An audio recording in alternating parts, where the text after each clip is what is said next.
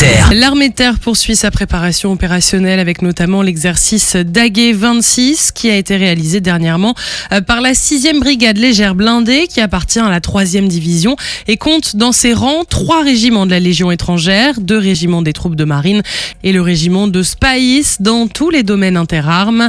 Ce rendez-vous annuel permet d'entraîner les capacités de commandement et de conduite des opérations de cette grande unité avant sa prochaine prise d'alerte OTAN pour une durée d'1 an. À cette occasion, ont été évaluées la qualité du système de commandement et de contrôle déployé sur le terrain et la robustesse du poste de commandement principal de la brigade, mis dans des conditions au plus proches d'un engagement de haute intensité. L'exercice a également été marqué par une forte dimension interalliée avec l'intégration d'unités britanniques, belges et espagnoles. À l'occasion des 400 ans de la Marine nationale, découvrez bientôt le film Protégé.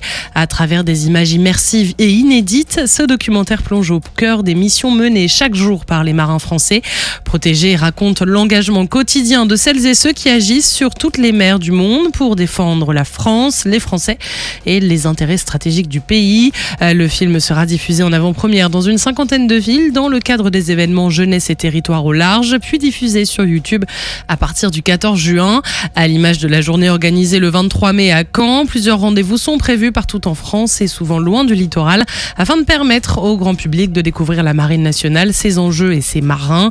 En plus de la projection du film, de nombreuses animations seront proposées avec surtout de l'échange pour présenter l'émission. Par exemple, du 30 mai au 6 juin, les fusiliers marins descendront le canal du Midi à bord de leur embarcation Futura avec plusieurs escales prévues comme à Toulouse, Castelnaudary ou Carcassonne.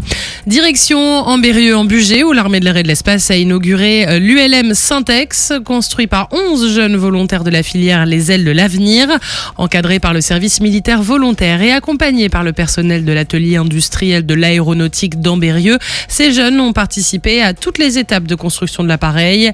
Labellisé Cohésion nationale par l'état-major des armées, ce projet associe également Aviation sans frontières ainsi que plusieurs industriels aéronautiques. Ces jeunes ont pu ainsi découvrir les exigences du monde aéronautique, mais également l'importance du collectif, de la discipline et du dépassement de soi.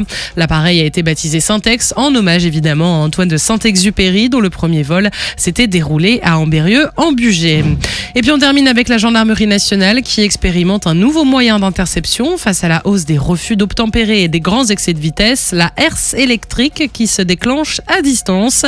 Ce dispositif permet de neutraliser un véhicule après le passage sur la herse tout en limitant les risques pour les forces de l'ordre, les automobilistes et les usagers de la route.